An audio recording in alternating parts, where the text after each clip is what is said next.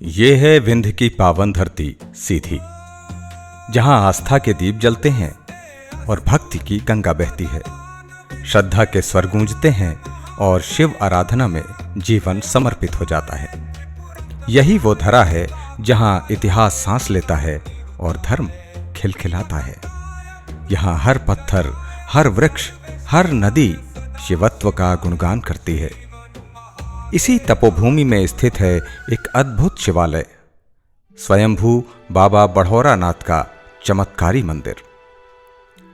ओम चतुर्भुजं त्रिनयनं गंगाधरं उमापतिं वंदे महेश्वरं देवं सर्वभूतहितं शिवम्। मध्य प्रदेश के सीधी जिले की तहसील चुरहट में एक गांव है बड़हौरा। नदी, पहाड़ और घने जंगलों के बीच बसे इस गांव में हर रोज दूर दूर से भक्त स्वयंभू बाबा बड़हौरा नाथ के दिव्य दर्शन के लिए पहुंचते हैं। वैसे तो शिवरात्रि, सावन और मकर संक्रांति जैसे पर्व में यहां अनगिनत श्रद्धालु आते हैं, लेकिन आम दिनों में भी हजारों की संख्या में भक्तों की भीड़ यहां जमा होती है। ऐसी मान्यता है कि जब विंध्य क्षेत्र के निवासी अपनी 4 धाम यात्रा पूरी करके वापस लौटते हैं तो उन्हें सतना के बिरसिंहपुर में कैबीनाथ, रीवा के देव तालाब या फिर सीधी के बड़हौरा नाथ में से किसी एक मंदिर में जल चढ़ाना अनिवार्य होता है। बड़हौरा नाथ मंदिर अपने इतिहास से ज्यादा अपने चमत्कारों और लोक मान्यताओं के चलते आस्था का केंद्र है। यह शिवालय अपने आप में अद्वितीय है, जो कभी मंदिर का रूप नहीं ले सका। ना यहां गर्भगृह है, ना दीवारें और ना ही गुंबद। बाबा बड़हौरा नाथ शिवलिंग भी अनोखा है, क्योंकि यह गोल या लंबोतराकार न होकर चौकोर है, यानी यह चतुर्भुज शिवलिंग है, जो आज के समय में अति दुर्लभ है। शैवागम ग्रंथों और पुराणों में चौकोर शिवलिंग का उल्लेख मिलता है, लेकिन ऐसा शिवलिंग दुनिया के किसी भी कोने में मौजूद शिवधाम में देखने को नहीं मिलता। चतुर्भुज शिवलिंग स्थिरता का प्रतीक है। चतुर्भुज शिवलिंग का आध्यात्मिक भाव यह है कि शिव केवल एक स्थान या समुदाय के नहीं हैं, बल्कि संपूर्ण ब्रह्मांड और सभी दिशाओं के अधिपति हैं। जब कोई श्रद्धालु यहां पहली बार बड़हौरा नाथ के दर्शन को पहुंचता है तो उसके मन में यह प्रश्न जरूर उत्पन्न होता है कि इतने प्रसिद्ध तीर्थ में, जहां स्वयंभू विराजे हैं, वहां कोई भव्य मंदिर क्यों नहीं है। इस प्रश्न का उत्तर जानने के लिए हमें सबसे पहले यह जानना होगा कि बाबा बड़हौरा नाथ प्रकट कैसे हुए। यह बात साल 1940 की है। तब ग्राम बड़हौरा एक सामान्य आदिवासी क्षेत्र हुआ करता था और उस वक्त चुरहट के राव साहब शिव बहादुर सिंह थे। ऐसा कहा जाता है कि एक बार भगवान ने राव शिव बहादुर सिंह के एक कारिंदे को स्वप्न में दर्शन दिए और गांव में उन्हें अपनी उपस्थिति के बारे में बताया।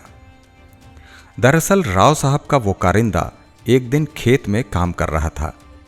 उसे वहां जमीन में गड़ा हुआ एक पत्थर दिखाई दिया। उसने उसी पत्थर पर अपनी खुरपी को तेज करना शुरू कर दिया और जब खुरपी में तेज धार लग गई तो उसने उस पत्थर को वहां से निकालने की कोशिश की, मगर बड़ी कवायद के बाद भी वो पत्थर वहां से हिला तक नहीं।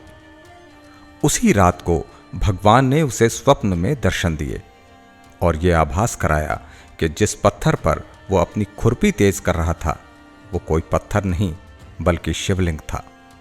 अगले दिन वो कारिंदा राव साहब को लेकर भगवान के द्वारा बताए स्थान पर पहुंचा। राव साहब ने उस चौकोर पत्थर के आसपास खुदाई शुरू करवाई। पहले तो शिवलिंग प्रकट हुआ, जिसे शिव बहादुर सिंह ने अन्यत्र स्थान में ले जाकर स्थापित करने की सोची, मगर जैसे जैसे आसपास की जमीन से मिट्टी हटी तो शिवलिंग की जलहरी भी प्रकट हो गई। खुदाई के साथ साथ शिवलिंग की लंबाई बढ़ती चली गई, जिसे उठाकर किसी दूसरे स्थान पर ले जाना असंभव था। बाबा के प्रकट होने से पूरा गांव झूम उठा। राव साहब ने पंडितों को बुलाकर वैदिक पद्धति से मंत्रोच्चार करवाया और यहाँ एक भव्य मंदिर बनवाने के लिए नींव रखी गई। बड़हौरानाथ शिवलिंग के लिए मंदिर का निर्माण किया गया, मगर निर्माण पूरा होने के बाद वो अचानक से ढह गया। इसी तरह यहाँ मंदिर निर्माण के कई प्रयास हुए, लेकिन हर प्रयास असफल रहा। ऐसा बार बार होने से राव शिव बहादुर सिंह चिंतित हो गए और बाबा की शरण में पहुंचे। फिर भगवान ने उन्हें ऐसी प्रेरणा दी कि भोलेनाथ को दीवारों के बंधन में नहीं बांधा जा सकता, उन्हें खुले स्थान में ही रहना है। तब शिव बहादुर सिंह ने एक पैर पर खड़े होकर 14 घंटे तक तप किया और तब तक उसी अवस्था में खड़े रहे जब तक कि शिवलिंग के ऊपर छत का निर्माण पूरा नहीं हुआ। बाबा बड़हौरानाथ के लिए ऐसा मंदिर बनवाया गया जिसमें कोई गुंबद नहीं था और ना ही कोई दीवारें। इस चतुर्भुज शिवलिंग पर त्रिशूल के निशान और माता पार्वती की छवि दिखाई देती है। ये स्वरूप इसे अन्य किसी भी शिवालय से अलग और अद्वितीय बनाता है। इतिहासकार मानते हैं कि यह शिवलिंग हजारों वर्षों पुराना है। यहाँ सदियों पहले कोई मंदिर जरूर रहा होगा, जिसके ढह जाने के बाद शिवलिंग भूगर्भ में समा गया होगा। बाबा बड़हौरानाथ के प्रति भक्तों की अटूट श्रद्धा इसलिए भी है क्योंकि वे भक्तों की मनोकामनाएं पूरी करते हैं। ये शिवलिंग चमत्कारी है। बाबा ने नेत्रहीनों को रोशनी दी है और बेजुबानों को आवाज। मंदिर के पुजारी बाबा बड़हौरानाथ की महिमा के बारे में विस्तार से बताते हैं। बाबा का चमत्कार ये है कि जिससे मान लीजिए अंधों को आँख दिए है। यही एक बगल में चूल्ही गांव है, एक औरत की आँख नहीं थी। जब बाबा निकले थे स्वयंभू हैं, जब निकले हुए थे तो वो एक लेडीज सुनी कि भोलेनाथ बड़हौरानाथ निकले हैं, तो आई और मांगी कि बाबा हमको नेत्र दीजिए। तो बाबा नेत्र दिए। और कामर 2 जगह चढ़ती है, एक बोलो बैजनाथ धाम में, दूसरा बड़हौरानाथ के पास। तो कहीं से अगर बाबा नेत्र हमका दे दे तो हम कामर चढ़ाओ। भोलेनाथ होका नेत्र दिए, कामर चढ़ाई थे। यहीं तो पास में पाछे दक्षिण भाग में कुगरी है, वहाँ के ठीक जेसवाल है, जीव सड़ल रह रही। बाबा उनका आए सुनिन की जानिन के भोलेनाथ निकले हैं, तो मागिन तो उनका जीव दीन भोलेनाथ। वो कामर चढ़ाएन।